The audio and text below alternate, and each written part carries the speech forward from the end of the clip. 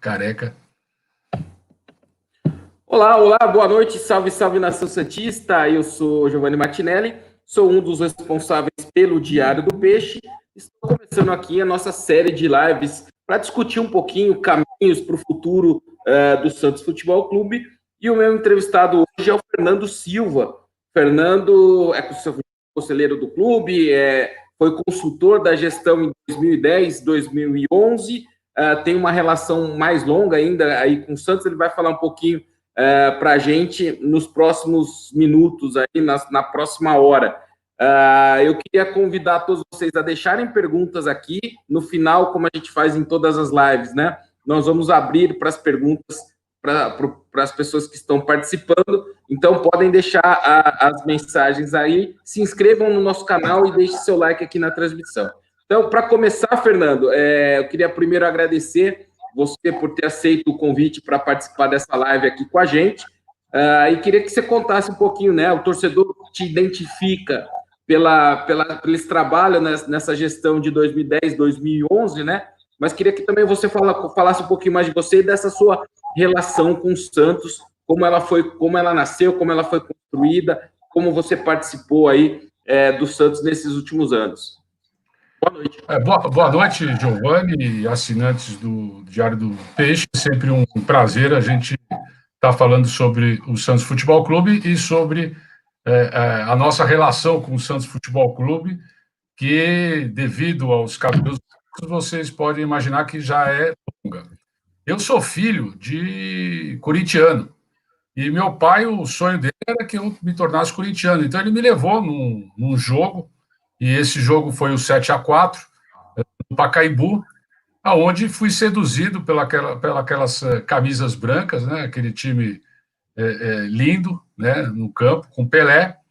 E aí começou, que eu me lembro, a minha primeira relação com o Santos, que depois logo veio com a minha participação na torcida jovem.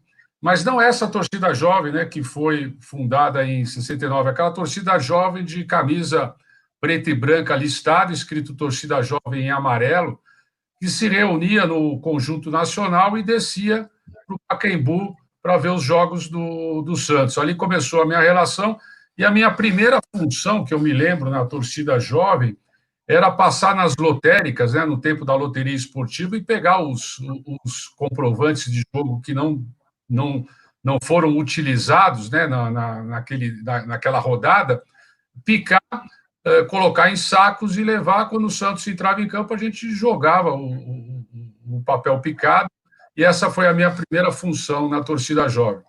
Depois, por esse envolvimento com a torcida jovem, eu levei pau no colégio, e meu pai me proibiu de ir por um tempo estádios. Aí eu deixei de frequentar a torcida jovem, mas sempre acompanhei a torcida jovem.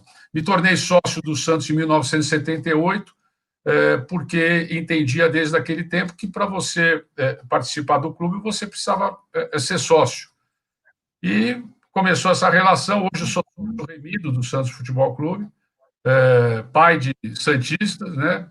E eu tive a oportunidade, depois de deixar de ser sócio, e participar executivamente do Santos em 2010, 2011. Politicamente, comecei a participar na eleição de 2001, quando, contra tudo e contra todos, nós fizemos uma chapa para enfrentar o Marcelo Teixeira. Na época, a gente montou a chapa logo depois daquele fatídico gol do Ricardinho no Morumbi. Montamos uma chapa, fomos para a eleição e enfrentamos tudo que tinha pela frente, né? Voto voador, o voto, para vocês imaginarem, era uma cabine várias cabines de votação. Você tinha um punhado de votos à direita, um punhado de votos à esquerda. Então, quem votava na situação pegava um montinho à esquerda, quem votava na oposição pegava à direita.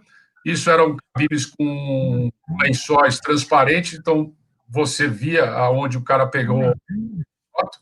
E naquela época você podia, se você estivesse devendo algum dinheiro para o clube, alguma mensalidade, você colocava em dia, no dia da eleição, e votava. Então, aquilo foi uma das maiores canseiras que o alemão tomou, de colocando gente em dia, porque quanto mais a gente ia pegando um montinho da oposição, eles iam fazendo voto no outro montinho. E a eleição terminou com uma diferença muito pequena de votos.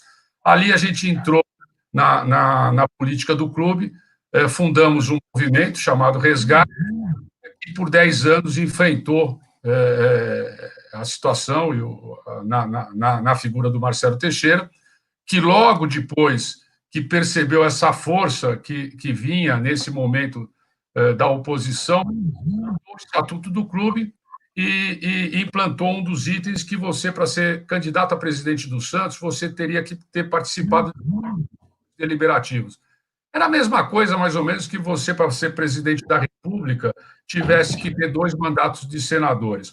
Logicamente que a grande maioria que estava na oposição não tinha esse pré-requisito, porque a eleição do Santos não era proporcional. Se você ganhasse por um voto, você levava o conselho deliberativo inteiro. Então, muito poucos candidatos conseguiram ter os pré-requisitos para enfrentar a situação. E conseguimos isso em 2009, através do Luiz Álvaro, que tinha esses pré-requisitos, e aí ganhamos as eleições e trabalhamos no clube em 2010, 2011. Você falou aí, né, da sua relação... Só desculpe me alongar, mas é que a história é longa e eu tentei fazer ela, resumi-la um pouco, né? Tranquilo.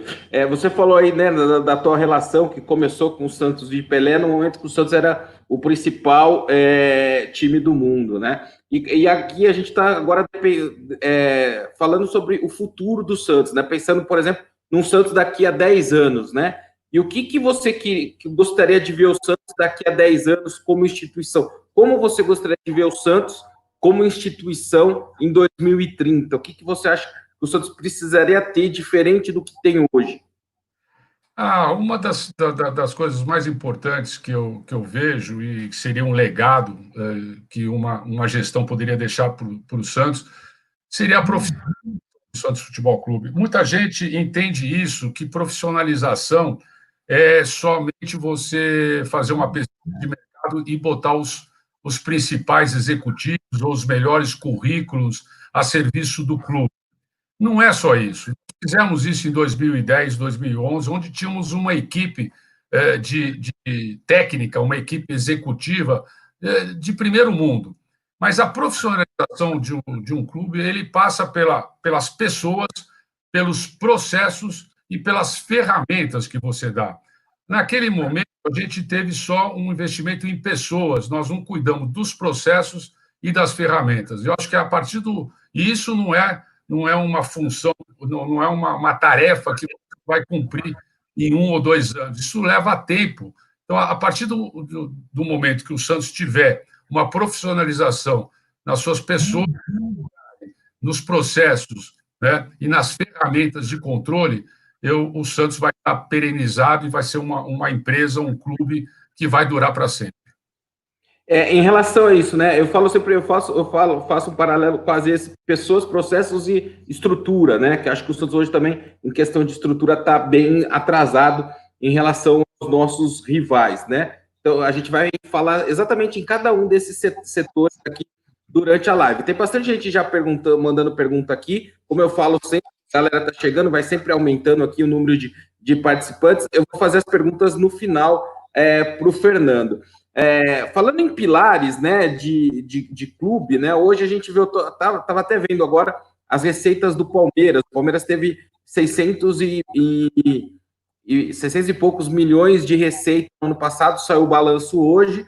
Muita gente fala do Palmeiras de Crefisa e tal, mas a receita de Crefisa do Palmeiras é equivalente a 13%, né? O Palmeiras tem cota de TV maior que o Santos, Match Day maior que o Santos, e marketing bem maior que o Santos também por causa desse lance da Crefisa. Como crescer, por exemplo, em direitos de TV, Fernando? Você pegou uma época que o Santos teve muita exposição, né? O Santos foi pioneiro com a Santos TV ali naquele momento.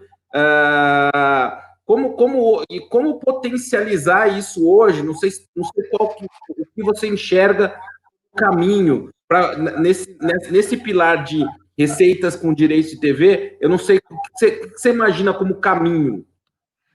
Olha, hoje ele está bem mais complexo do que era em 2010. A gente pode falar da nossa experiência de 2010 e tentar fazer alguma analogia. O Santos tem algumas características. A primeira é que ele é um clube grande numa cidade média. O segundo é que é um clube que não tem rejeição. Então, é um clube que não é odiado, né, pela torcida oposta. O Santos já chegou, na nossa época, a ter 60 mil sócios adimplentes. Aí vai falar, pô, mas é por causa do Neymar. Lógico. Então, é isso que faz o ciclo virtuoso. Você sai de uma equipe, de um time de futebol que tem a estrela, tem a ídolo, jogue bonito ou ganhe títulos. Com isso, você atrai público, você atrai consumidor, você atrai sócio. Com isso, você atrai patrocinador. Atraindo patrocinador e público, você gera receita. Gerando receita, você investe novamente em título, em jogador, em ídolo, e aí é o ciclo vicioso. O que falta para o Santos hoje para botar essa roda para funcionar? Falta gestão. O Santos não tem gestão há 9 anos. E uma empresa que tem gestões do jeito que o Santos teve há 9 anos, ela tende ao fracasso. Ou seja, se o Santos fosse uma empresa, já estava quebrado. Então, tudo isso é um conjunto que tem que estar azeitado para você aumentar a receita do Santos. O Santos fala muito, né, que a gente vende muito, mas dos 4, segundo a consultoria da Pluri, dos 4 grandes foi o que menos vendeu nos últimos anos. E coloca isso no seu balanço como uma receita que vem todo ano. Não era uma receita extraordinária. Então, o Santos tem que fazer um orçamento dentro da sua realidade e contar com a receita extraordinária como se ela fosse extraordinária. E aí nós podemos entrar em cada item de receitas em como aumentar. Entra direitos de TV, que você falou. Direitos de TV, vai chegar um momento que o clube vai ter que deixar de ser refém da Globo, né? Para isso, vai ter que retomar os seus direitos. Hoje, direito de TV ele está dividido em direito de TV aberta, direito de TV fechada, direito de pay-per-view, direito de internacional e um direito que a gente pode jogar dentro do direito internacional, que é o direito de betting, né, que é o direito da casa de aposta, que é um novo dinheiro que está batendo na porta dos clubes e que eles só vão conseguir capitalizar e botar para dentro a hora que eles se unirem, porque ninguém vai querer investir num time só que vai jogar contra outro que não tem contrato. Então, eu já vejo uma mudança no dirigente brasileiro que já vai chegar à conclusão que tem que ter um bolo, né? Tem que ter um conjunto de times para esse direito valer alguma coisa. Hoje, todo mundo, a maioria, é refém da TV Globo. Então, e ela administra isso muito bem. Então, ela antecipa e vai chegar uma hora que o Santos vai ter que retomar esse direito para ele, para poder negociar, principalmente com a mídia social, né, com quem possa transmitir jogo, que é o Facebook, que é a Globoplay, esse direito de ter a sua TV. E como você falou bem, o Santos, nós fomos pioneiros em 2010 com a Santos TV. A Santos TV saiu de 1 funcionário para 5 funcionários, sendo que um dos funcionários só fazia legenda em inglês, né? Fazia o translate para o inglês. Por quê? 1/3 da demanda vinha do mercado internacional. Mas por quê? Porque jogava bonito, porque tinha ídolo, porque enchia os estádios e fez aquele ciclo vicioso. Então, tudo começa, né, como eu falei, por uma boa gestão para ter essa interlocução com o mercado.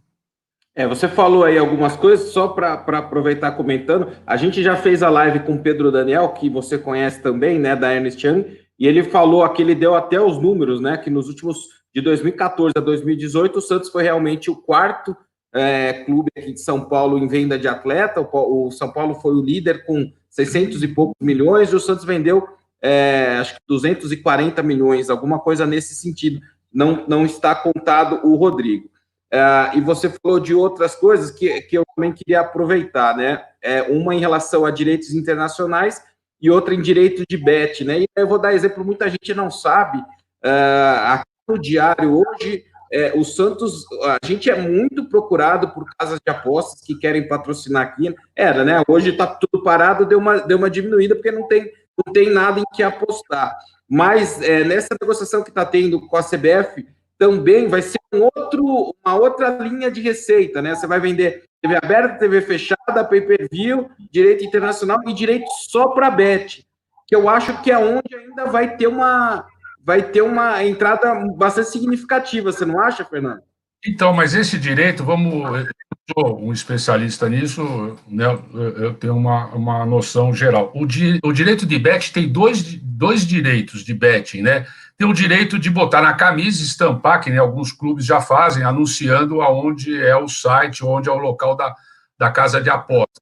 E outro dinheiro é que, por exemplo, você aqui em São Paulo até tinha ou tem ainda, que você entra em certos lugares ou remotamente e você aposta em corrida de cavalo no mundo inteiro, ou corrida de seja lá o quê. Você aposta, você faz aposta. O dinheiro de betting do futebol é a mesma coisa. Você entra num site ou entra em casas de aposta, você aposta. Eu me lembro que no meu tempo a gente apostava quem ia fazer o primeiro gol, a bola que ia sair, por onde o time ia entrar, se apostar. E isso, numa casa de aposta, é o que gera volume. Então, esse dinheiro você só tem quando o Campeonato Brasileiro, quando você entrar num site de aposta, se o Campeonato Brasileiro estiver lá com todos os seus jogos, porque num betting você não vai só apostar em jogo do Santos, você vai apostar num campeonato. Eu quero ver, eu entro lá, eu tenho um cardápio de campeonatos do mundo inteiro. Aí eu quero o Campeonato Brasileiro, no Campeonato Brasileiro, eu quero apostar no jogo do Santos, no jogo do Flamengo, no jogo. E aí você começa a apostar em resultado, em falta, em várias coisas que tem.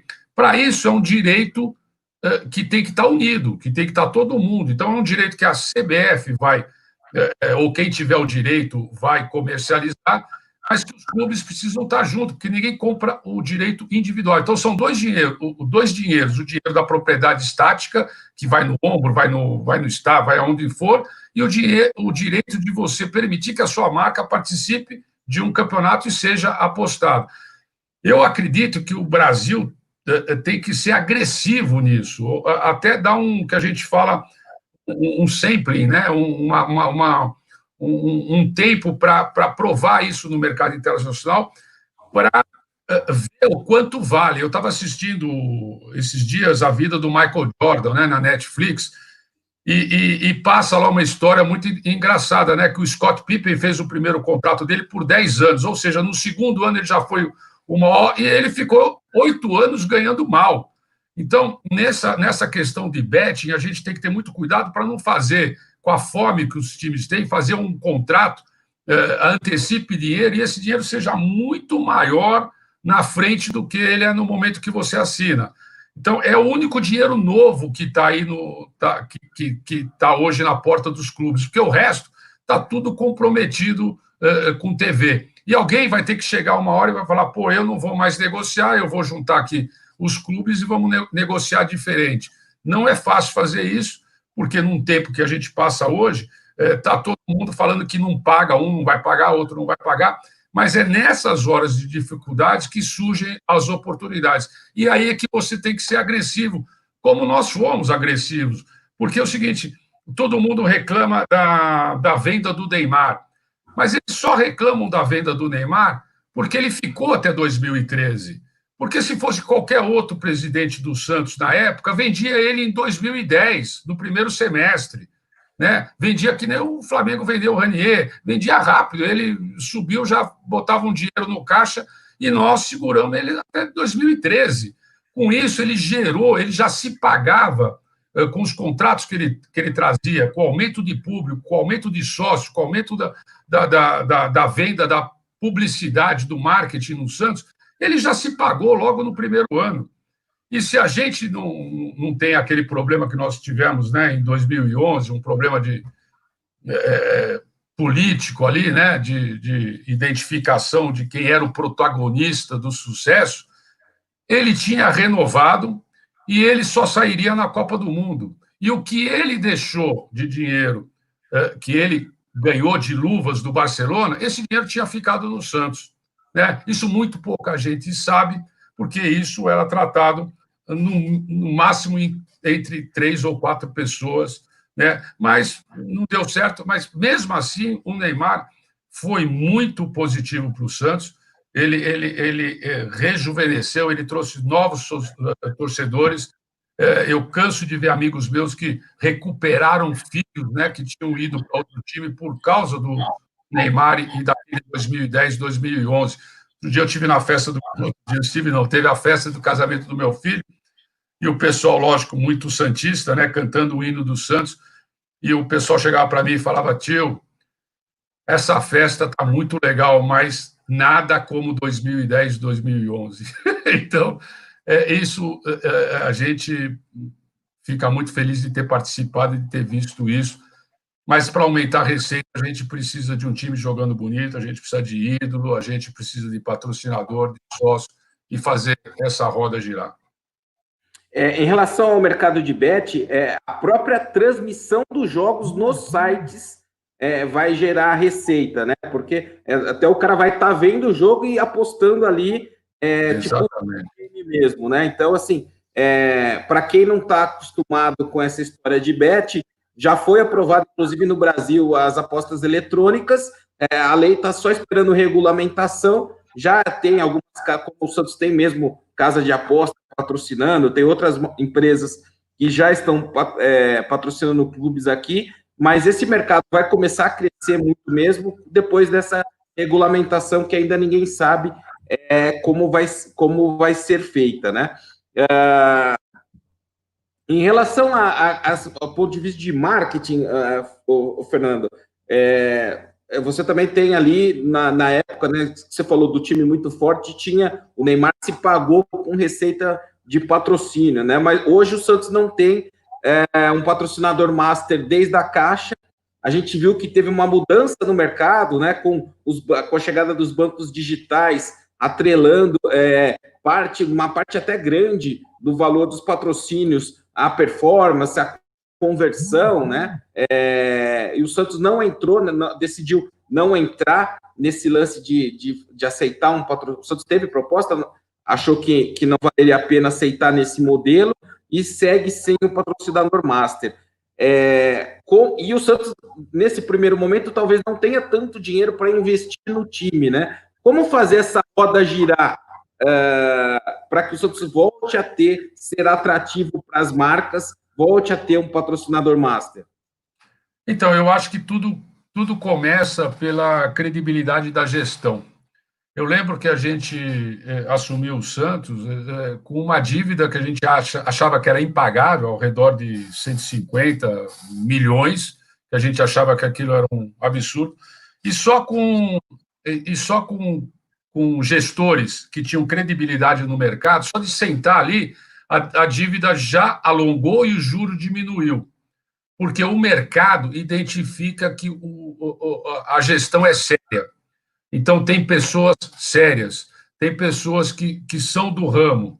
Então, hoje, o Santos está há 9 anos sem ter credibilidade na sua gestão, com escândalos em cima de escândalo. Então, quem é que quer colocar sua marca numa empresa ou numa equipe de futebol que só sai o lado negativo? Não temos notícia positiva há muito tempo, né? Então, você, além das dificuldades do mercado ser outro, a entrega do Santos, além dela ser difícil, ela é questionável, porque você não sabe se vai entregar ou não. Você marca com o presidente ou marca com o jogador, você não sabe se o cara vai aparecer ou não. Então, tudo isso resulta num preço menor. Eu não digo que é o patrocinador master, porque nós somos do tempo do patrocinador master na camisa, que era a maior receita, mas hoje é o conjunto de receitas que o marketing vai gerar que é importante. E para isso você tem que ter credibilidade na gestão, você tem que ter uma interlocução. Você imagina uma empresa que nem o Santos, que não tem credibilidade com o seu fornecedor, não tem credibilidade com o seu cliente e não tem credibilidade com o seu parceiro, com o seu funcionário. Como é que você vai sobreviver nesse mercado? Então, você tem que primeiro mostrar, dar o passo, mostrar, aí o mercado vai falar, não, agora o Santos tem uma gestão profissional, agora o Santos... Aí, empresas que têm potencial ou sérias vão se aproximar de você. Se não for assim, você não consegue girar isso. Logicamente que tendo que fazer milagre, porque esperando, né, você monetizar. Nós falamos assim, pô, a venda do Rodrigo, foi boa, foi pela multa. Eu não sei se ele ficasse 1, 2 anos no Santos, ele não geraria mais dinheiro para o Santos e sairia pelos mesmos 50 que ele saiu. Não sei. Nós fizemos essa conta com o Neymar e chegamos à conclusão de que ele ficando mais tempo no Santos, ele ia se valorizar, ele ia ganhar mais e o Santos ia capitalizar muito dinheiro em cima dele, além do contrato dele sair com o que ele trazia de público, de receita extra para o Santos. Então, isso deveria ter sido feito também com o Rodrigo, ou os raios que caem no Santos. Vamos fazer a conta, porque a curto prazo você cobriu alguma coisa, mas descobriu outra. O dinheiro do Rodrigo já foi. E a gente está numa situação pior do que a gente estava. E a gente não tem mais o Rodrigo para tentar monetizar. E tudo que a torcida do Santos precisa, ou a tua empresa precisa, é do ídolo, porque em cima dele é que você vai fazer a roda girar. Hoje nós não temos, até porque há 9 anos, há 8 anos, a base foi destruída. Então, a capacidade de gerar jogador diminuiu muito. Então, a chance do raio cair pela 4ª vez, ela não é que não vai cair, pode cair, mas é mais difícil de cair hoje. Em relação a isso, a questão do ídolo, só dar um dado para quem está participando, né? Segundo a última pesquisa do Ibope, e para mim isso é muito claro, né?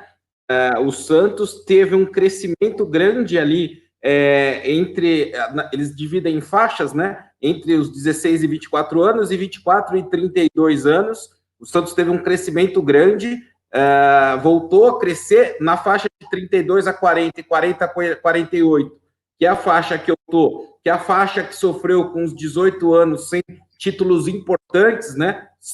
Deu uma queda.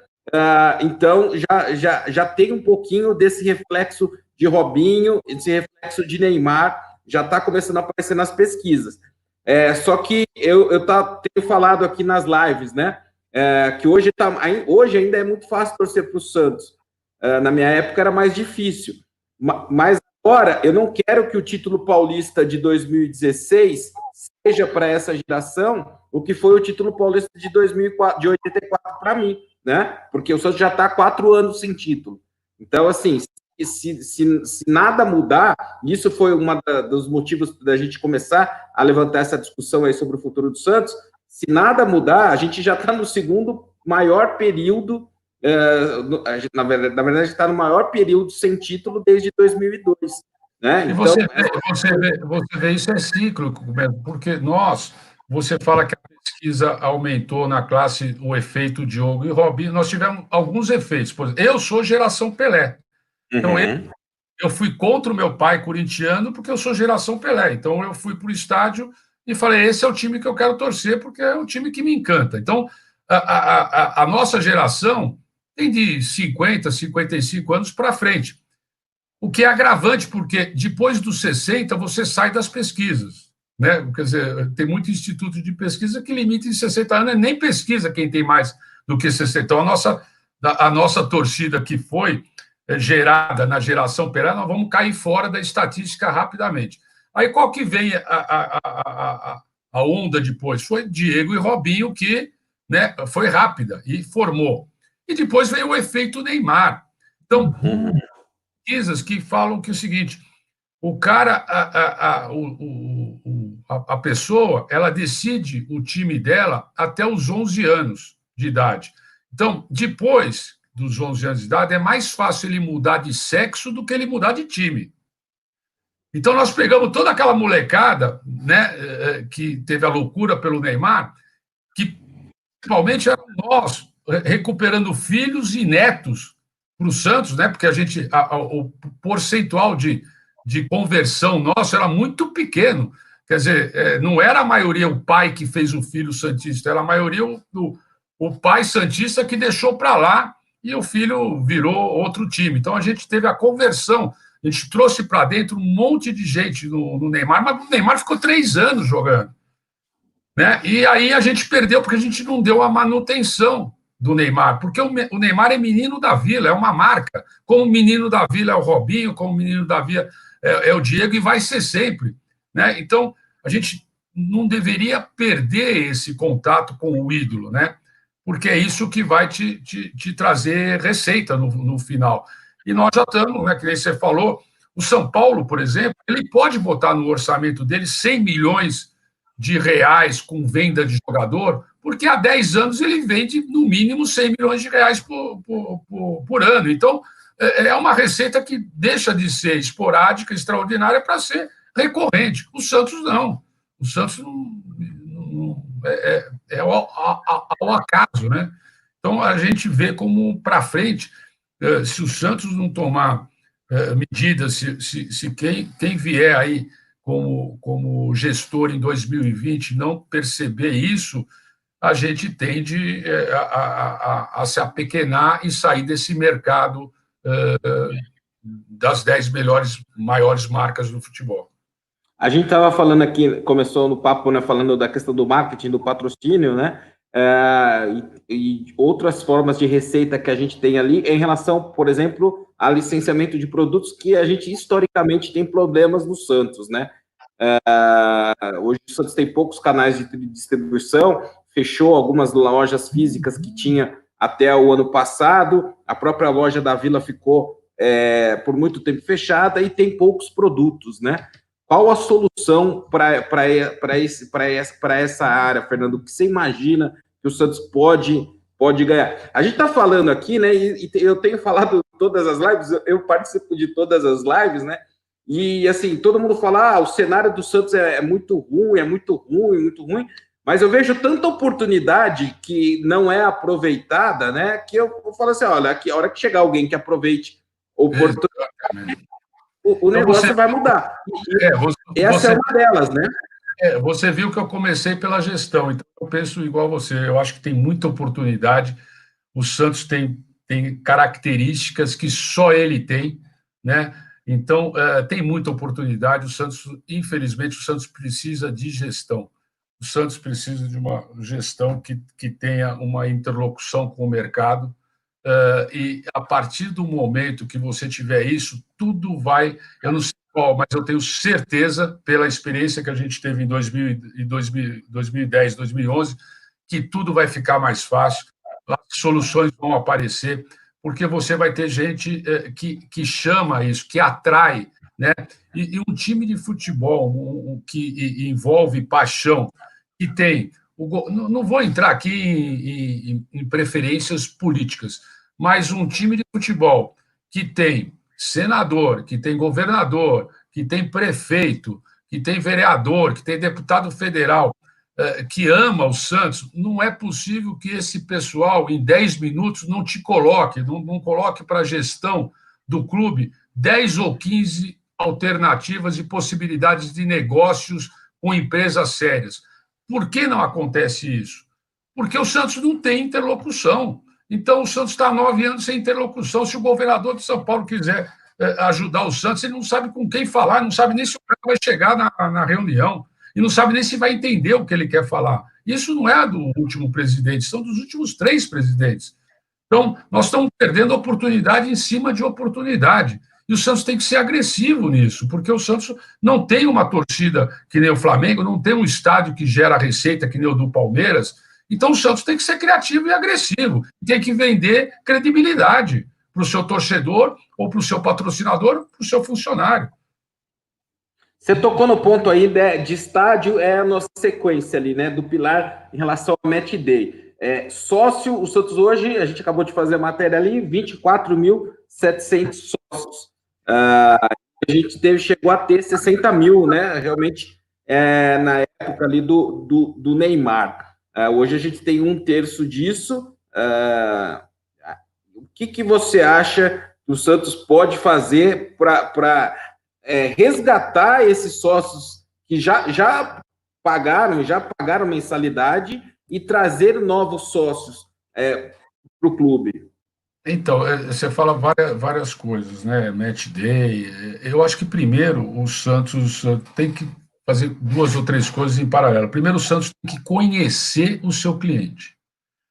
Então, o Santos tem que ter parcerias que primeiro tem que entender aonde estão os 8 milhões, como eles pensam, o que eles demandam, o que eles querem, para ir fazer um planejamento estratégico. Hoje o Santos, eu não sei se dos 8 milhões, mais de 4 milhões têm 60 anos que nem eu não sei onde estão. O que eu quero não é a mesma coisa que um moleque de 18, 17 anos quer. Então o Santos tem que entender o seu mercado, entender o seu cliente. E para aí fazer um plano estratégico de como atingir esse mercado. Eu acho que as lojas físicas, né, isso aí, no seu estádio, hoje tudo é online, né? Você traz produtos da China. Então, o Santos tem que ter uma gama de produtos licenciados. Eu sou do tempo, né, quando eu trabalhei para a empresa americana, uma das maiores do mundo, que era a IMG, eles fizeram, né, naquela época das parcerias do Clube Empresa, né, virar Clube Empresa, então tinha a Octagon, tinha a IMG, ISL, e os caras faziam um business plan, o papel aceita tudo. Então, o business plan do Corinthians, eu me lembro na época, era o seguinte: olha, nós temos 20 milhões de torcedores, 15% vai comprar material oficial e a compra média vai ser de $100. E fizeram lá um monte de assumptions, né? E o retorno para o investidor vai ser monstruoso. E eu, naquela época, eu falava, pô, o maior retorno é o direito de TV e a venda de jogador. O direito de license era zero. Por quê? Porque nesse país tinha pirataria. Você lançava a camisa, em 2 dias o camelô estava vendendo por 10% do valor da camisa oficial. Então, aquilo não tinha valor. Hoje as coisas mudaram, né? E o licenciamento virou um negócio muito mais sério. A pirataria hoje diminuiu sensivelmente. Então, o Santos tem e aí, através de parceiros que têm credibilidade, que têm nome no mercado, fazer parcerias específicas para aumentar suas receitas, e não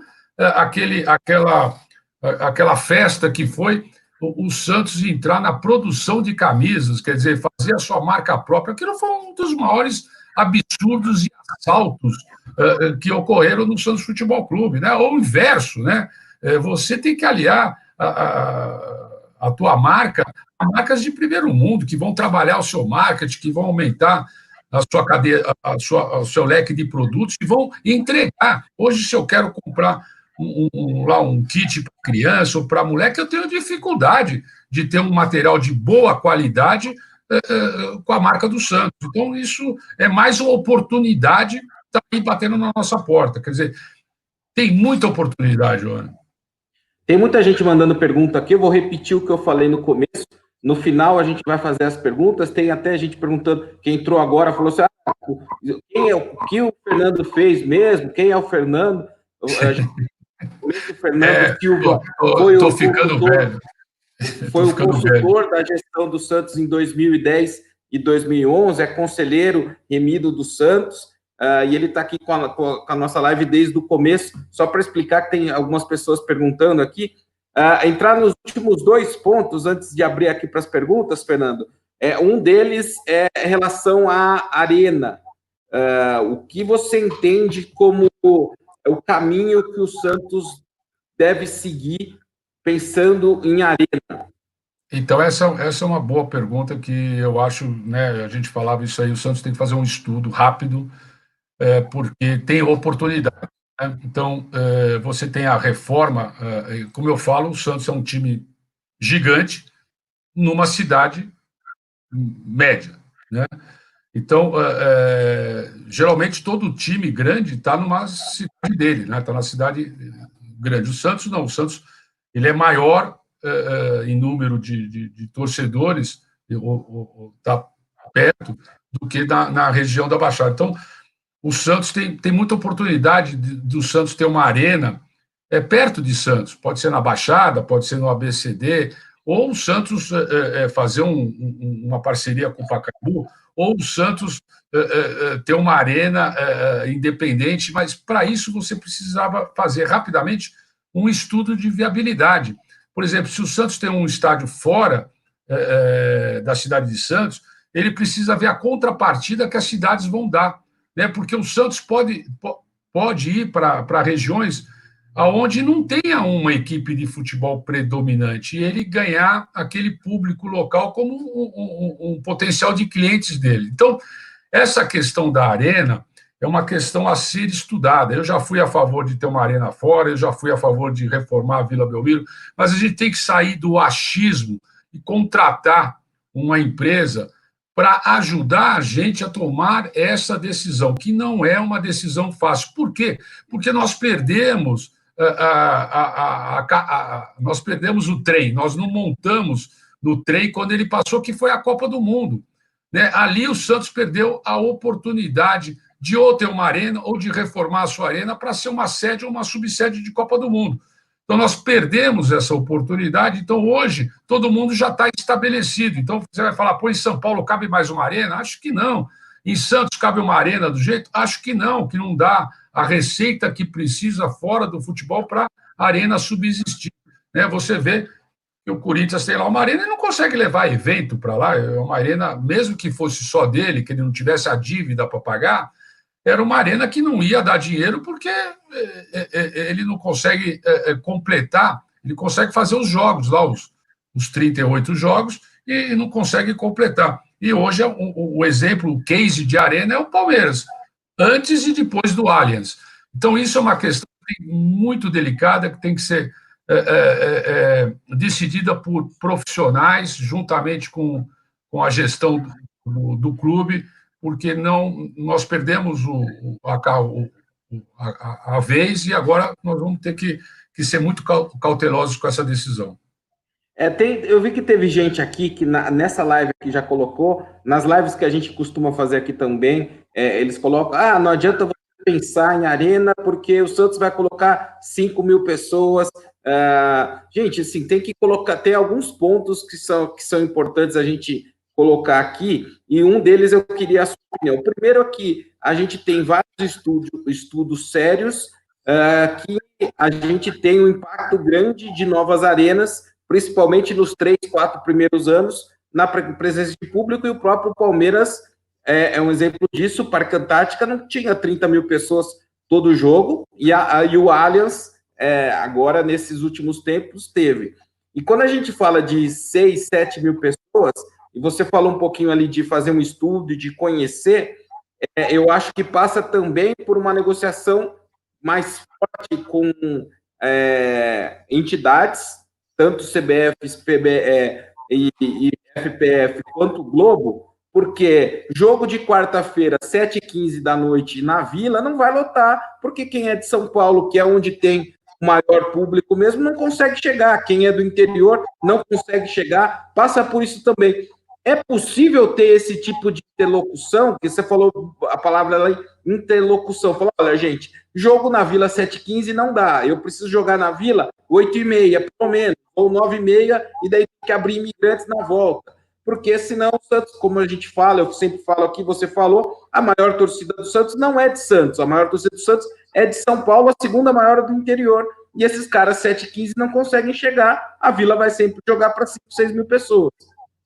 Eu acho que é muito importante, mas nós vamos bater de novo ao que eu tenho insistido desde o começo: gestão. Você precisa ter gestão, né? Você precisa se antecipar, você precisa chegar para a CBF ou chegar para a federação um ano antes ou algum tempo e falar assim: o meu desejo é esse. Então, é desse jeito que eu quero jogar essas partidas fora de Santos, essas partidas na Vila Belmiro, porque sempre vai dar, no nosso tempo, era sempre, não podia mudar o mando, porque a polícia militar não pode fazer 2 jogos na cidade. Pô, então faz o seguinte, olha, o Santos vai mandar os jogos sempre fora, então, porque trazer para a Vila Belmiro é mais fácil do que você tirar da Vila Belmiro. Então, você precisa planejar o que você quer, que mercados você quer atingir antecipadamente e avisar o interlocutor, né, avisar a Federação Paulista através da CBF, que você quer aquilo. Outra, você está refém de um contrato que você assinou.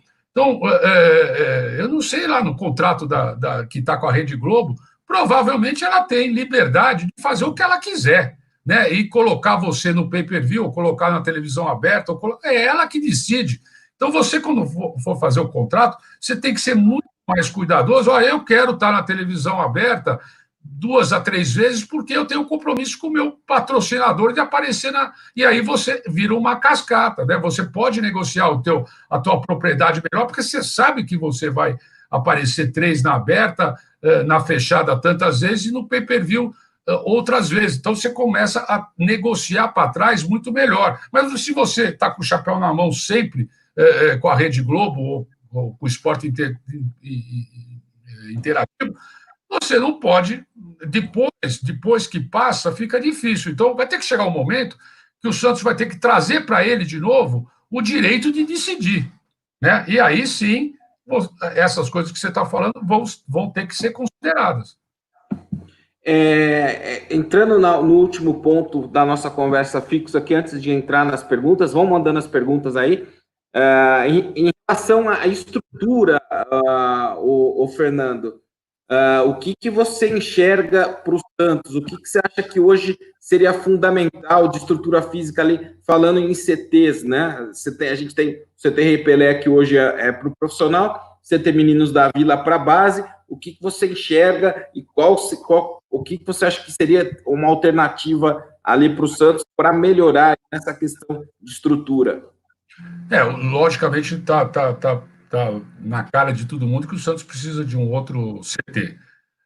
Eu acho que centro de treinamento se faz com renúncia fiscal.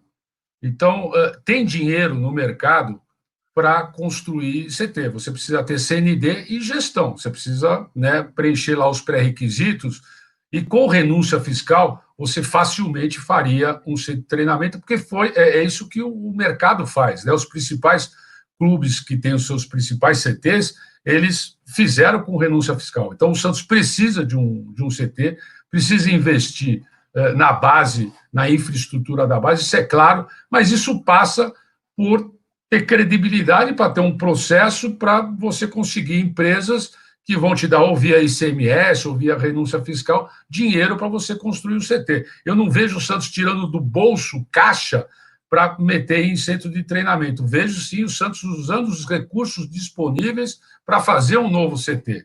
Então, isso é o que é o principal. Então, aonde você vai fazer o CT? Aonde você tiver maior chance de ter renúncia fiscal, de ter isenção de IPTU e outras vantagens que você tem. Como você vai montar uma empresa? Você vai para aquele local onde você tenha no pacote fiscal vantagens. E o Santos deve, né, com aqueles atores, né, daqueles interlocutores que o Santos tem, que eu já mencionei, deveria ter a facilidade de fazer isso, porque o Santos tem no mercado, no executivo, pessoas apaixonadas que gostariam muito de estar podendo facilitar esses caminhos. Não, ninguém dá dinheiro de graça, te colocar na marca do pênalti para você ter facilidade de tomar essas decisões. Então, rapidamente, o Santos tem que aproveitar isso e precisa, sim, investir, porque aquilo que a gente estava na frente, hoje nós estamos, né, quilômetros atrás do primeiro colocado em termos de estrutura de base. Né? Só para exemplificar, para quem não está acostumado com o termo de renúncia fiscal, esse tipo de coisa, hoje tem várias leis, né, que você pode conseguir ali repasse, né, de impostos para determinados projetos. O CT de Cotia, do São Paulo, foi muito financiado pelo Bradesco através de uma lei de incentivo, né? Foi ali bastante de outro jeito, em vez de você, é que nem a Lei Rouanet, em vez de você dar para o governo você ajuda, né, o mercado. Tem essa mesma lei para o esporte, né? Tem isso. Só 2 pontos que eu estava esquecendo aqui, eu vi que já teve uma pergunta, então eu coloquei aqui. Uma delas é voto à distância. O que você enxerga? Nós somos totalmente entusiastas da ideia, né, do voto à distância, e isso é uma coisa que o Santos, ainda mais agora, né, com a pandemia e, né, do jeito que nós estamos, eu acho, né, eu acredito que o presidente Pérez e o Marcelo, o presidente do Conselho, já deveriam estar conversando sobre essa possibilidade para o final do ano, né? E ainda mais se a gente puder usar como gerenciamento dessa eleição à distância empresas que já fizeram isso em outros clubes, né? Em clubes co-irmãos, e a gente ir para uma eleição online, não só para a eleição de presidente, mas para a eleição, por exemplo, de pontos vitais na vida do Santos, que é a definição do estádio, que é algumas definições com modelo de sócio-torcedor. Né? O Santos é muito. Não é agressivo na contrapartida do sócio-torcedor. Né? O sócio-torcedor não é só desconto em ingresso, ele tem que ver algumas outras coisas como contrapartida. Hoje todo mundo faz conta, então o Santos tem que ser mais agressivo na contrapartida, né? Então o instrumento do voto à distância, né, iria permitir muitas outras coisas, a não também a participação de todos na eleição de presidente e do Conselho Deliberativo do Santos. Então, eu sou um entusiasta, acredito até que pode acontecer esse ano. Nós vamos ter amanhã uma reunião do Conselho que vão testar o sistema, né, de todo mundo. Hoje eu tive na Câmara Municipal e eu vi lá o plenário virtual, né? O plenário está vazio, né? E os caras estão decidindo as leis, o legislativo está assim, quem é o Santos? O Santos tem que implementar isso para ontem, pô. E a última é em relação a uma coisa que sempre falam também quando pensam em futuro do Santos, é a relação desse projeto que está tramitando de clube-empresa, né, de transformação em SA. Você tem experiência já com isso, como com empresas que fizeram, o que você falou aqui da ISL, que em algum determinado momento chegou a fazer algum tipo de parceria no futebol aqui no Brasil. O que você enxerga? Você enxerga isso como uma alternativa? Então, o pessoal generaliza muito, né? Clube empresa, primeiro você tem que determinar o modelo. Qual é o modelo? É o modelo português, é o modelo italiano, é o modelo americano? Qual é o modelo de clube empresa que você quer? Mas tenha certeza que a primeira coisa que você tem que fazer para você virar uma empresa, né? Ter dono ou ter acionista, é você equacionar a sua dívida. Não adianta, que era feito antigamente, que você, tudo que é dívida eu vou deixar aqui no Santos, vou criar uma empresa nova e nessa nova eu vou chamar sócio, porque isso é fraude ao credor. Então, é muito bonito, eu quero uma SA. Primeiro, qual é o modelo de entidade que a gente quer? Tem vários modelos para se. Depois é o seguinte, precisa equacionar o passivo. Se você não tiver, é que nem você vai abrir o capital de uma empresa na bolsa. Se você não tiver equacionado, ninguém vai dar nada. Você vai abrir e vai ser um fiasco, porque ninguém vai querer ser sócio na dívida. Todo mundo quer o crescimento. Então, você tem que equacionar a sua dívida, para aí você tá com uma gestão que seja reconhecida pelo mercado, para você poder valer alguma coisa. Senão você não vai valer nada, não vai atrair ninguém, ou só vai atrair gente que não é séria, né? Quem entraria hoje no Santos do jeito que ele está? Ninguém, mas talvez um chinês com muito dinheiro, ou talvez um árabe com muito dinheiro, que precisa alguns caminhos para né, aquecer ou esfriar. Então, é só isso que o Santos atrai hoje. Então, o Santos precisava mostrar para o mercado uma gestão profissional para equacionar o seu passivo, começar a pagar a dívida, para aí você atrair parceiros e abrir o seu capital. Né? Nós estamos falando aqui em abrir o capital. E qual vai ser o modelo de empresa? Não sei. Vai ser o que for mais conveniente para o Santos à época. Né? Mas primeiro precisa resolver a dívida. Entendi. Bom, vamos abrir aqui, tem muita pergunta chegando, eu vou tentar colocar algumas aqui, podem mandar. A primeira aqui, ó, que eu vou colocar, Fernando, é do Marcos Davi Tiziani. Pergunta do Fernando Silva se o provincianismo do Conselho impede o Santos de aumentar suas receitas com mais jogos na capital e aumento do número de sócios fora da cidade. Não, primeiro que eu não acho que o Conselho é provinciano.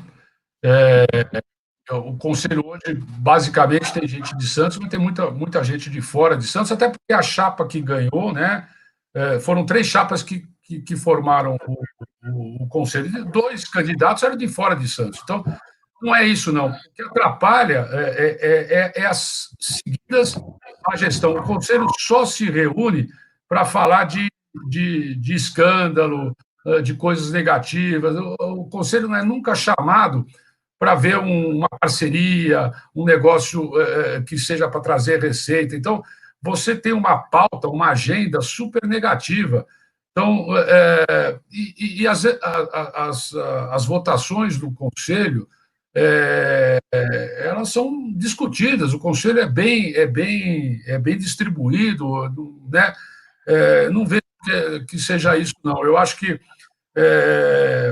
tem uma coisa que eu gosto de falar, é o seguinte: o pessoal fala, pô, pacificação do Santos, eu quero pacificar.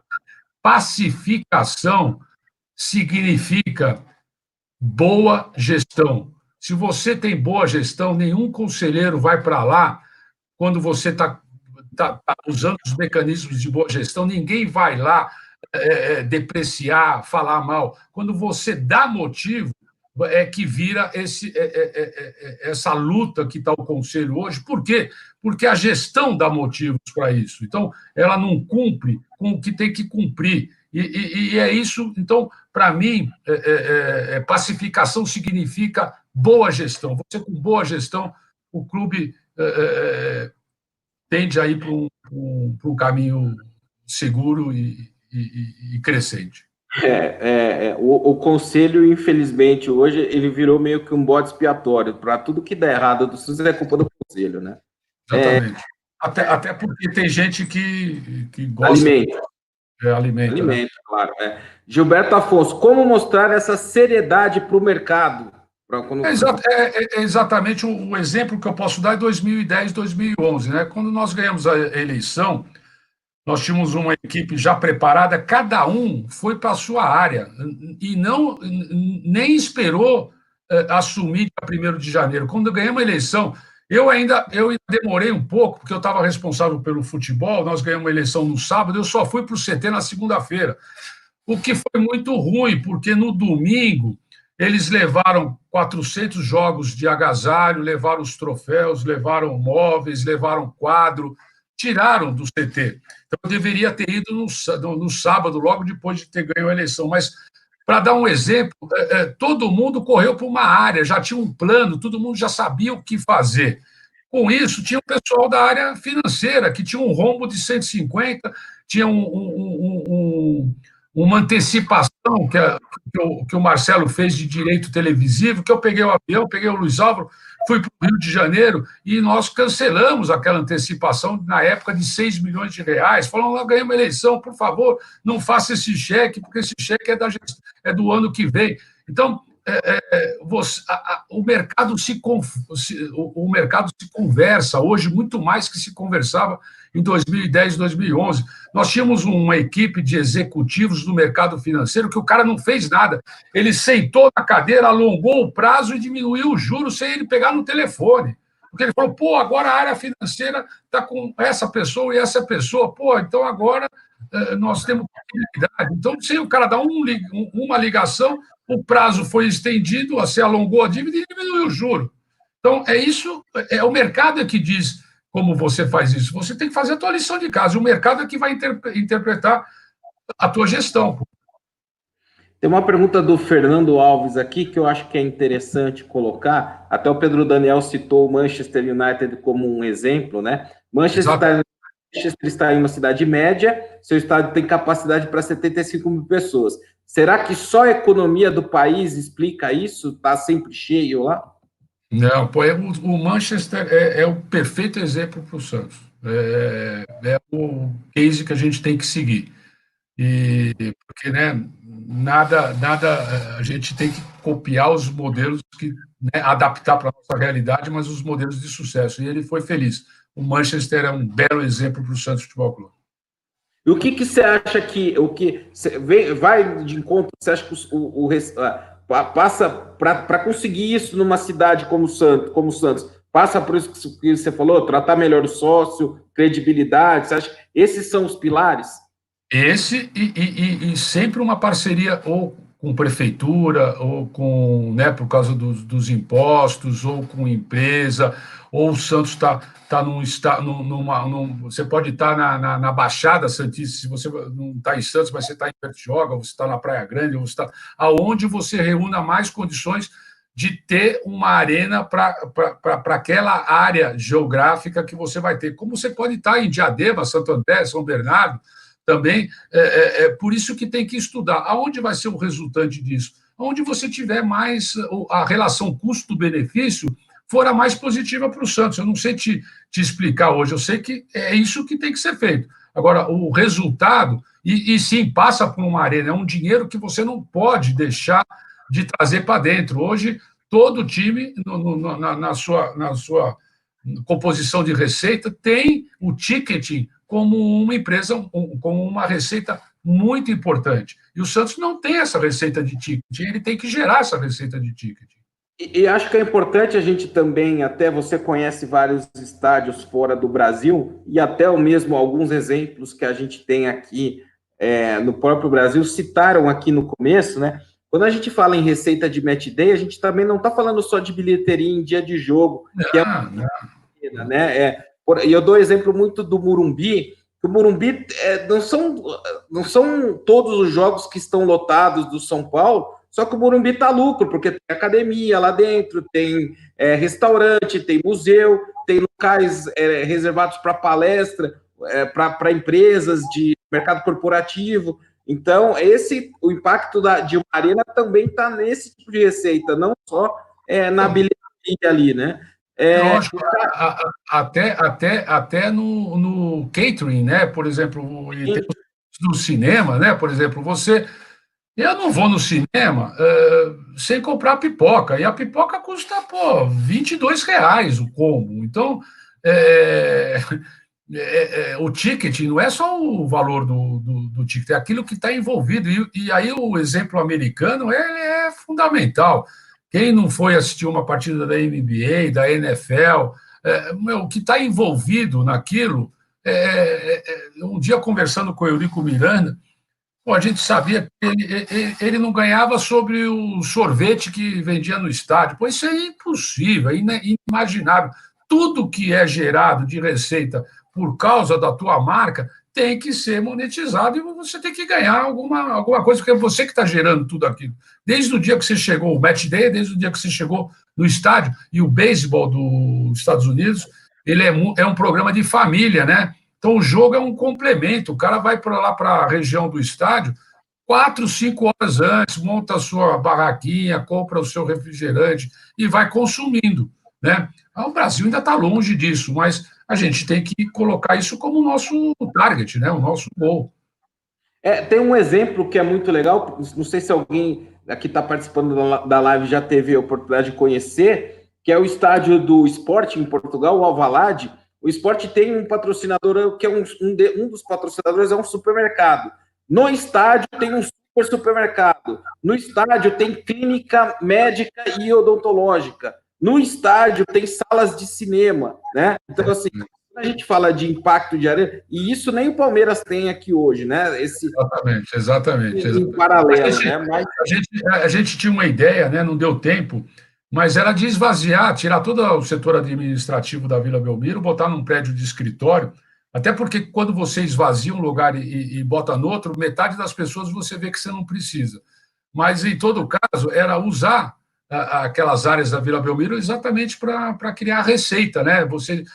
O cara não precisa trabalhar do administrativo, ele não precisa trabalhar dentro do estádio da Vila Belmiro, pode trabalhar no prédio da esquina ou na casa a 2 quadras dali e monetizar a Vila Belmiro. Mas isso é uma não estou falando que o certo seria a Vila Belmiro, mas você alavancar receitas do jeito que você está falando. O Caio Oliveira está dizendo se você acha que a Arena Barueri é uma boa opção para o Santos. Pô, a Arena, eu gosto muito da Arena Barueri, até porque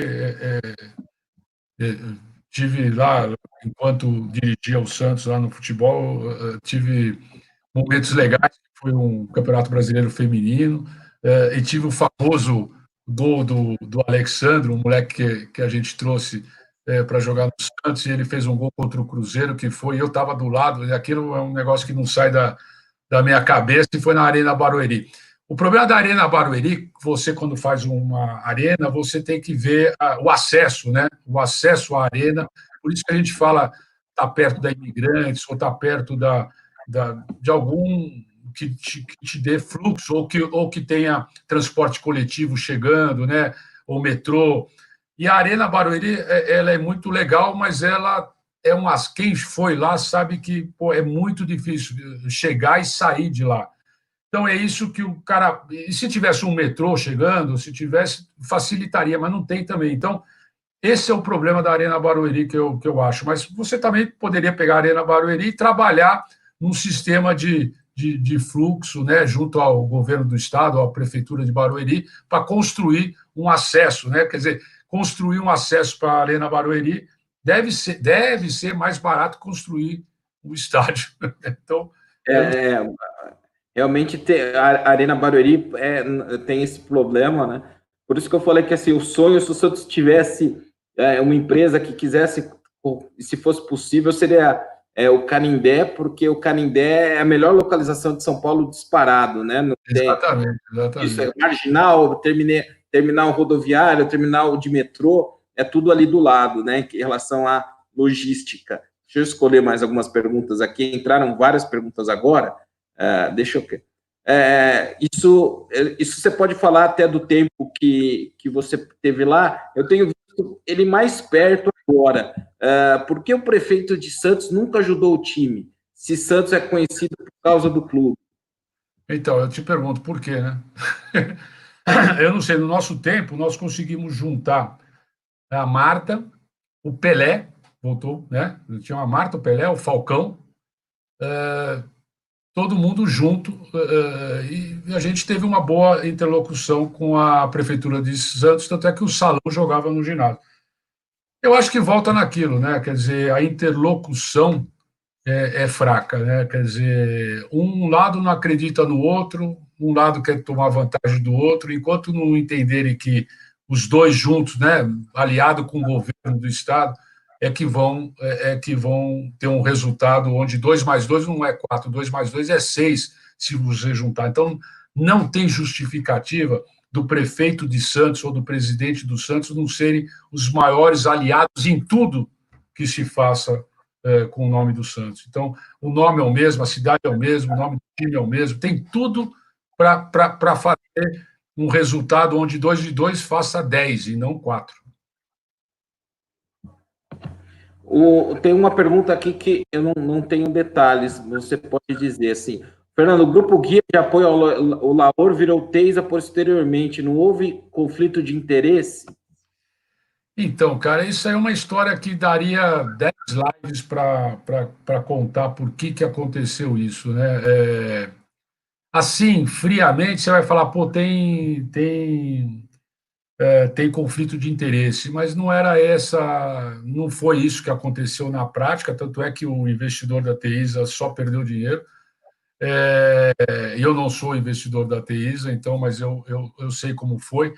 Mas a gente tinha que colocar dinheiro no clube. E não era dinheiro Marcelo Teixeira, né, que faz um cheque, diz que colocou, não colocou, depois faz o contrato, não sabe que juro. Então, era só gente séria. Então, você tinha que colocar dinheiro para suprir um fluxo de caixa, dinheiro de curto prazo. Então, para oficializar esse dinheiro, você garantia com direitos federativos, na época, né, de atletas. Então, você, por exemplo, você vai colocar, na época, vamos falar, o Rafael, goleiro, no fundo. Então, pô, quanto é que vale o Rafael? No momento que ele está sendo o maior goleiro do Brasil, ele vale 10 milhões de euros, ou tem outro que fala que ele vale 2 milhões de euros, porque ele foi para a reserva. Então, você dá um valor para um jogador de futebol, depende muito do momento. Então, o que eles faziam? Eles pegavam a opinião de 3 ou 4 agentes que falavam quanto que valia o jogador no mercado. Então, vamos supor que o jogador vale 10. Então, eu preciso botar 10% do valor de 10 no caixa. Então, ele comprava 10% do dinheiro federativo para dar nada nesse dinheiro. E isso era para dar legitimidade e transparência na operação. Então, foi com esse propósito que se criou. Depois, virou uma festa, né? Porque jogar pedra depois é muito fácil, né? Mas na hora que você está ali e precisa gerar recurso, você só tem com credibilidade, sendo transparente e dando. Ninguém chega lá, né? Eu acho que o Palmeiras deveria fazer uma estátua para o Paulo Nobre, né? Porque o Paulo Nobre fez esse papel sozinho com o dinheiro dele. Então, ele fez um contrato, passou no conselho, coisa que, né, passou no conselho, e fez um contrato que, olha, é o seguinte, eu tenho minha carteira de investimento, eu tenho X milhões de reais, e a aplicação que menos me rende é poupança. Então, é o seguinte, eu tenho poupança ou CDB que vai me dar 10% ao ano. Então, com esse dinheiro, eu empresto para o Palmeiras. E deixou isso oficializado. E o mais, né? Quando for vender jogador e der certo, né? For uma transação que o Palmeiras vai ganhar dinheiro, eu só quero meus 10%. O que for mais do que 10% fica no caixa do clube. E o que der errado, é meu, fica para mim. Então, o cara, se eu sou palmeirense, tem que ter uma estátua para ele, porque foi aí que começou a reviravolta. A Teisa queria fazer mais ou menos isso, né? Mas tinha que ter, como não tinha o Paulo Nobre, né? Tinha vários investidores, tentou oficializar isso, né? E deixar o mais transparente possível. Mas foi com esse intuito. Do lado do investidor da Teisa, eu tenho certeza que foi o pior investimento que as pessoas que fizeram. E do lado do Santos, o pessoal tem a percepção de que foi conflito de interesse, que os caras ganharam dinheiro, mas não, isso daria um capítulo aí à parte para você explicar o surgimento da Teisa e por que isso aconteceu. Tem mais uma pergunta aqui, o Luciano da Silva. Pergunta sobre a chácara Orlando Moran, se tem algum projeto hoje, se tem alguma ideia de voltar a utilizar lá. É a chácara Nicolau Moran. Nicolau Moral, isso. Mas a chácara Nicolau Moran, hoje, ela está praticamente dentro da cidade, mas ela tinha tanta demanda em cima, tanto processo, tanto porque as dívidas do Santos, que era inviável. A chácara, ela foi importante lá para trás, né? Eu sou do tempo que o pessoal concentrava na chácara para isolar os jogadores, né? Mais ou menos a história que a gente tinha em 2010 era a seguinte: a gente precisava concentrar 2 dias para o Neymar dormir um pouco, né? Porque se ele não concentrava, ele saía. Então, a chácara naquela época era para levar o Pelé para ele dormir, né? Então, isolava ele lá, porque aí o negão ia acordar domingo com aquela vontade. Então, hoje, eu não sei mais se. Depende do Santos decidir se o Santos quer ser um clube social ou não. Pode ser um clube de futebol. Então, a chácara de Nicolau Mourão ela só seria benéfica, algum benefício para o Santos, se o Santos fosse usar aquilo na sua área social, né? Como eu acho que ela está sob um monte de demanda, eu acho que não deixou de ser motivo para o Santos hoje. Isso é coisa mais do passado. O Newton Pereira está perguntando aqui, né? Muito se fala em levar o Santos para uma nova arena. Hoje o Santos teria condições de aumentar o público médio somente com uma nova arena, ou é preciso criar mecanismos para regimentar novos sócios? É tudo isso, né? O Santos, por exemplo, o Santos, se ele jogasse em outros centros, né? Por exemplo, eu às vezes quero levar o meu neto, quero levar sobrinho para ver jogo, é difícil você levar para Vila Belmiro. Mas se fosse mais perto, você... E é isso que vai trazendo novos sócios. Então, você tem uma arena estrategicamente num ponto onde você possa levar e fazer o teu novo torcedor. Você tem que ter um programa de sócios também mais agressivo, né, ter um retorno melhor, tudo isso junto. E o principal, o cara tem que ir no campo para ver o time dele com ídolo, jogar bonito, ganhar título. É isso que leva o público, né? Então, tudo começa pelo time jogar bonito. O Santos tem o DNA ofensivo, o Santos joga para frente, o Santos joga com molecada. Então, e tem ídolo, e forma ídolo. Isso aí é que atrai torcida, atrai patrocinador, gera receita. Você gere essa receita de uma forma bem gerida e você reaplica nesse ciclo, que é o ciclo virtuoso. Então, tudo isso junto, não é só uma que vai mudar essa história do Santos. O Ian Rocha, o que o sócio deve observar na hora de escolher um candidato para votar? Currículo, experiência, formação acadêmica? O que você acha? Eu também acho que tudo. Eu acho que tem que ter experiência em gestão, o presidente do Santos não é igual um presidente de uma empresa, porque o presidente do Santos está num segmento de negócio que é o futebol, a indústria do futebol. A indústria do futebol, ela leva a paixão, o ego, ela leva um monte de coisa em consideração. E o maior departamento, né, o maior ativo dessa empresa do Santos é o futebol. Então, o presidente do Santos tem que ter um currículo que já teve lá dentro, já teve em gestão, tem um currículo acadêmico bom, e já foi testado pelo mercado sob diversas situações. Então, é isso aqui como você, quando vai votar para um deputado federal, para um governador, você tem que examinar não só o currículo dele, como o que ele fez, o que ele se propõe, porque hoje virou moda, se você pegar na última eleição o plano estratégico, o plano de governo de cada candidato, era xerox um do outro. Qual é a diferença?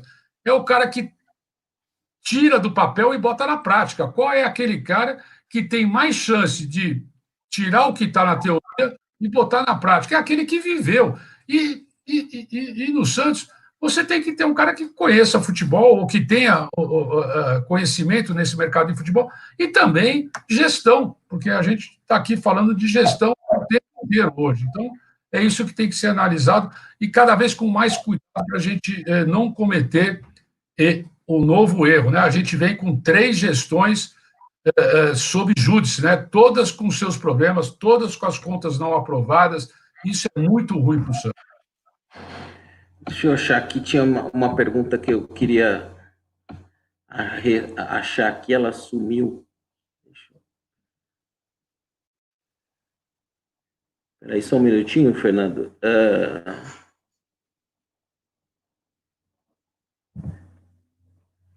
Isso a gente falou um pouquinho, mas é legal a gente comentar aqui, né? O Ricardo Hernandes, né? O Santos é reconhecido mundialmente, por que então não vende seus direitos de transmissão para emissoras de outro país, em vez de só depender da Globo, né? E daí, assim, a gente falou bastante sobre isso no começo da live aqui, viu, Ricardo?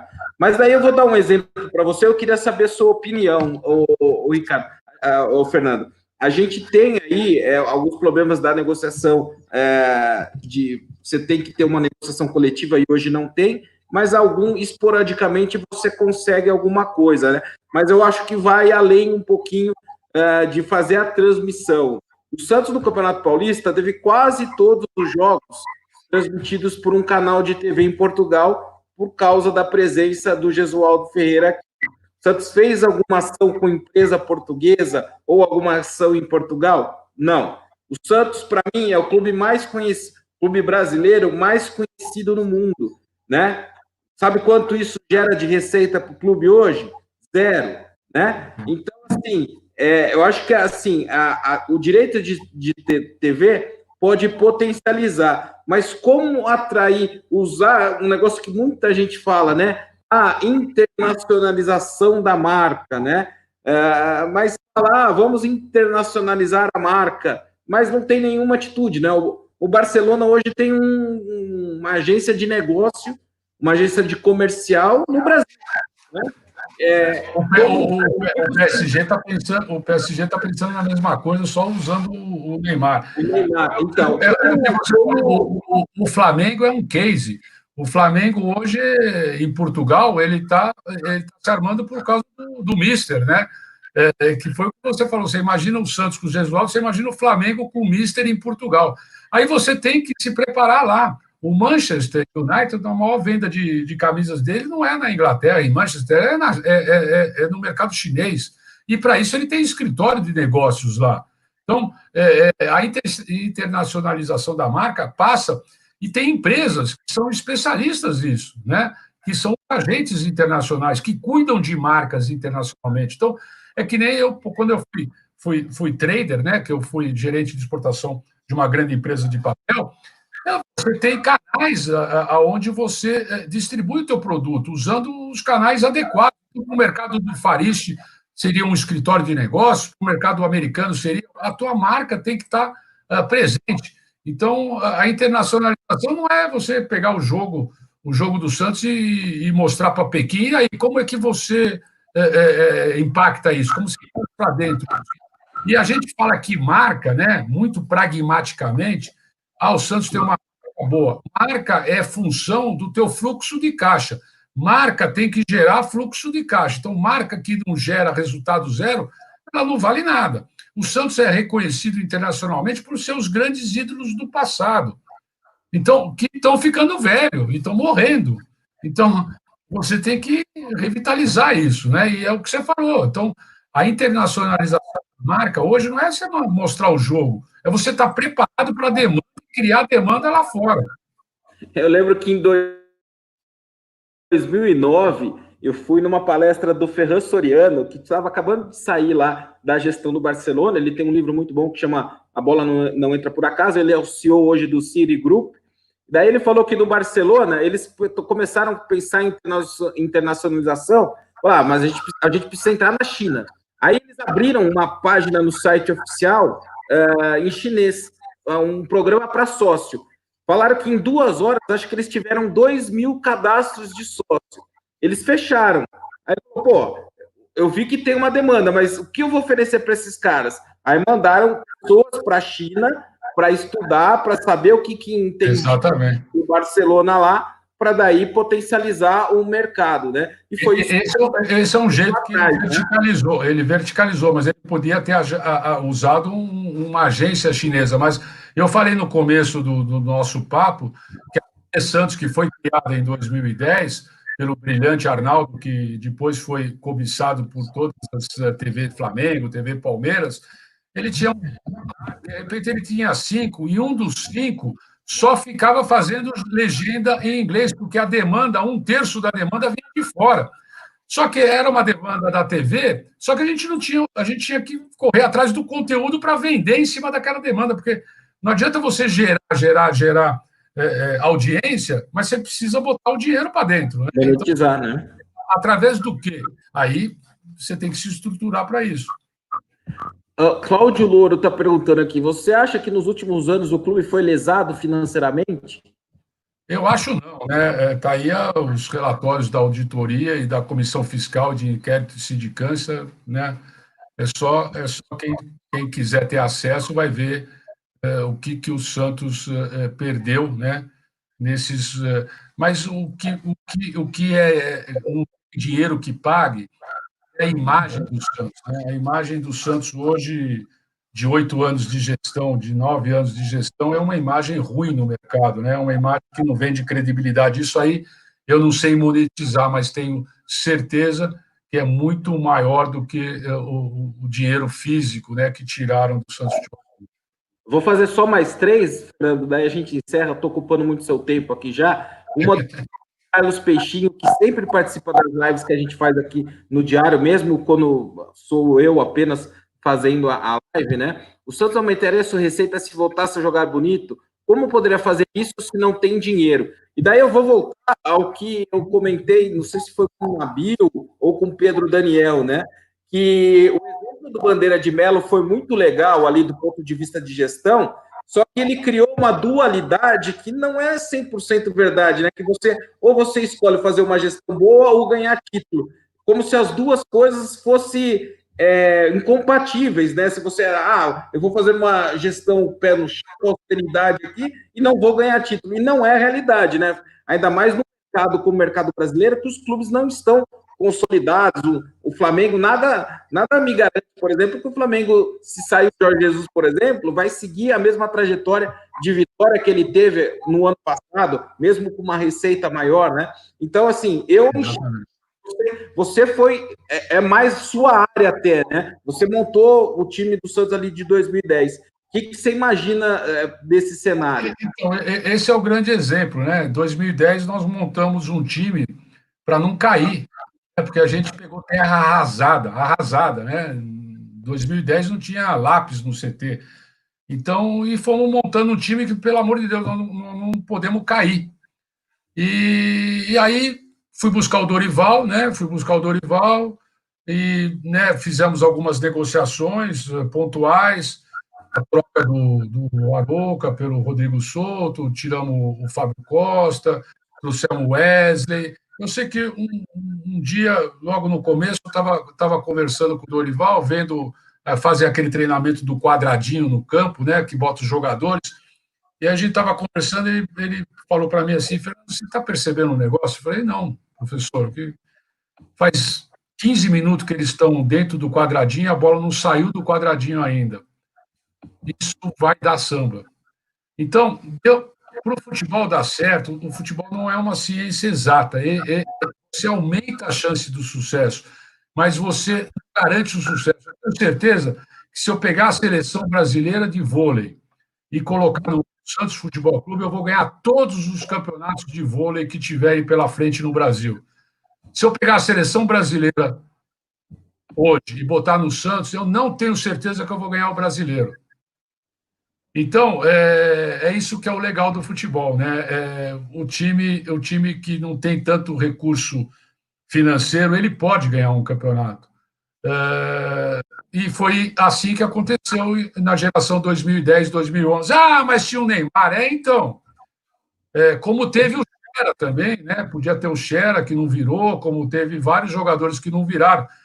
Você tem o Neymar, mas você tem que fazer o Neymar jogar. E o Neymar, dentro do contexto do Santos, de ser um cara de grupo, e ter um líder que nem do Dracena, e ter um líder que nem Arouca, um líder que nem Marquinhos, super importante para dar condições do Neymar explodir. É uma conjunção, né, de coisas que te fazem um time vencedor. E isso é que é legal no futebol. Você fazendo um trabalho. E o jogador, ele te testa todo dia, né? O jogador, ele te testa todo dia para ver qual é o seu limite. Se eles não tiverem a clara percepção de quem manda, não fecha o grupo. Então, são regras básicas que você aprende quando você está lá dentro. Você tem que ser parceiro, mas eles têm que notar que tem a subordinação e tem alguém olhando por eles e que vai defender dentro, tudo vale, fora a gente é um só. Esse foi a razão do 2010, 2011, do sucesso de ganhar 5 campeonatos, com um time que nós montamos no Paulista para não cair. E aí vai dando certo. E quando dá certo, aí vem, né, o ego, a vaidade e quem é o protagonista, né? Então, quem é o protagonista de tudo isso? E aí começam outros problemas. Mas dá sim. Jogar bonito é um DNA do Santos, né? Jogar bonito, fazer ídolo, trazer o público de volta, é uma conjunção de fatores para te levar ao sucesso. Aí eu vou fazer mais uma pergunta minha, aproveitando isso que você entrou aqui, mas que é uma coisa que fica clara em todas as lives que eu faço, não agora nessa série de entrevistas, mas as lives que eu faço aqui, muita gente fala da questão do Laor, da questão do Laor, da questão do Laor. Você disse aí muito bem de descobrir o pai da criança, que quando o pai da criança quando a criança é bonita, todo mundo é pai, né? Quando a criança é feia, ninguém quer ser pai ali, né? A brincadeira que as pessoas falam. Você acha que aquele projeto não teve sequência como eu posso dizer, ele foi vítima do sucesso? A minha avaliação é essa. O excesso de sucesso criou um monstro, né? Porque você tinha muito, muito atores, né? Você tinha muito atores ali envolvidos e o sucesso foi um negócio estrondoso. O que você pode imaginar de sucesso, você multiplica por 10, foi o que a gente passou em 2010, 2011. O Neymar era mais importante do que o ídolo de rock, aonde ele ia, era multidões, em hotel, concentração. Então, ganhava, jogava bonito, tinha a dancinha, é, virou Jornal Nacional, virou Globo, virou tudo. Então, aquilo ali, todo mundo queria ser o protagonista. Então, eu uso um exemplo, né, se a bola do Santo André entra, né, aquela que bateu na trave e saiu, a história poderia ter sido outra, né? Mas ela entrou, graças a Deus ela entrou, porque daí a gente, né, coragem, Robinho, caiu que nem uma luva e tudo foi dando certo, né? E no futebol a bola batia na trave e saía, ela não batia na trave e entrava, né? São coisas que tem no futebol. E deu tudo certo, a gente ganhou 5 campeonatos em 2010, 2011, e que nem diria o amigo do meu filho, né? Tio, essa festa está muito boa, mas como 2010, 2011, nós nunca mais vamos ver, né? E graças a Deus que a gente tem isso e vamos ter que lutar e trabalhar para ver toda aquela felicidade do nosso torcedor estampada na maneira que o Santos vai ser administrado e vai se colocar no mercado. A pergunta do Eduardo Furtado aqui, ó, a penúltima, pergunta para o Fernando se ele apoiaria um novo estádio sendo construído em Diadema. Então, eu pessoalmente, eu acho que Diadema, São Bernardo, São Caetano é uma área muito interessante para o Santos.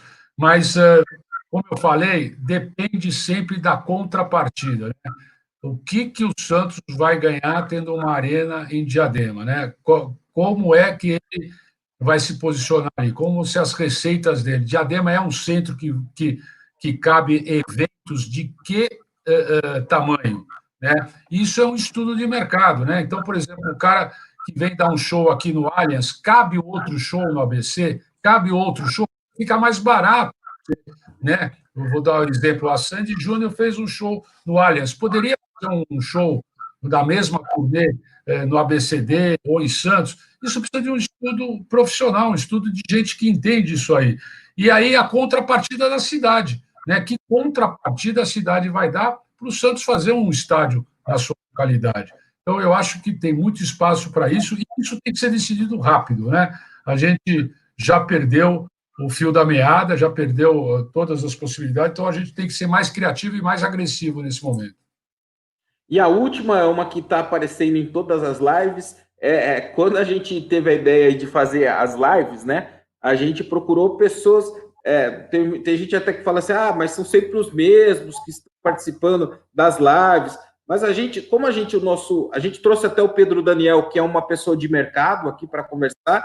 Mas como a gente está tentando aqui gerar ideias, discussões sobre o futuro do Santos, a gente tem que conversar com pessoas que podem realmente fazer isso. Não adianta colocar uma pessoa do nada que pode ser brilhante, mas não tem acesso ao Santos, não tem como fazer. Então, as pessoas que estão participando aqui, o pré-requisito não é vou ser candidato, não vou ser candidato, sou pré-candidato. O pré-requisito são pessoas que conhecem a vida política do Santos, conhecem os bastidores do Santos e, de uma forma ou de outra, podem ajudar, né? Então, esse tem sido o critério. Mas sempre chega essa pergunta aqui, ó, Fernando. Candidato ou não? Jonas... O que eu posso falar é o seguinte: ninguém é candidato de si mesmo. No momento, eu não sou candidato. Ninguém é candidato de si mesmo. Então, é isso que eu posso te falar. Eu aproveito para falar aqui, né? Muito feliz que a minha startup, de novo, recebeu um prêmio importante. Estamos representando o Brasil no mercado da América do Sul. Para quem não sabe, a gente tem um equipamento que transforma água contaminada em água potável para a camada das comunidades carentes, e isso colocou a gente num patamar muito importante nas startups, e hoje eu estou aí 100% concentrado no desenvolvimento desse projeto, que tem grandes parceiros, né, como a Ambev, como o Gerdau, como o Votorantim, como o Braskem, e a gente está trabalhando focado nisso. Então, no momento, até agora, não sou candidato a presidente do Santos. Então tá, joia. Muita gente está perguntando da chácara, agora acho que não sei se porque o nome, quando a gente colocou o nome, mas a chácara, toda live também aparece a questão da chácara. Teve alguém até que explicou lá que hoje é área de manancial também, tem uma dificuldade, assim, pelo que eu senti, eu não conheço a fundo, admito que eu não conheço a fundo, mas pelo que eu senti falando com todo mundo, gente, esqueçam a chácara, não dá para fazer nada lá, não dá. Não, é que a chácara é um negócio simbólico, né? Sim. Eles concentravam lá porque vinha para São Paulo, mas ela era um valor histórico. Hoje você vai, é a mesma coisa, você vai pegar a chácara, vai fazer o quê com ela, né? Você vai fazer o quê? Um clube de campo? Custo, né, para fazer. Você vai. E outra, você tem de desenrolar a chácara para tomar posse dela. O que tem de ação em cima da chácara é um negócio absurdo. Né? Então... melhor a galera esquecer da chácara aí. Fernando, eu queria agradecer aqui a sua participação. A gente ficou. Eu tinha falado para você 1 hora. Estamos aqui quase 1 hora e 40 minutos de live. Acho que foi bem legal, o papo foi bacana. A gente tentou. Teve muita pergunta que chegou aqui que eu não fiz porque a gente conversou durante a live. Então, quem quiser até acompanhar a live, vai ficar aqui no nosso canal no YouTube. Teve muita gente que perguntou de voto à distância, e a gente conversou muito sobre isso aqui, né? Então, para quem quiser acompanhar depois, a live fica aqui no YouTube, podem acompanhar. Se inscrevam também no nosso canal, deixe o like aqui. Eu queria agradecer, Fernando, você por ter aceito o nosso convite. Acho que essas discussões sempre engrandecem.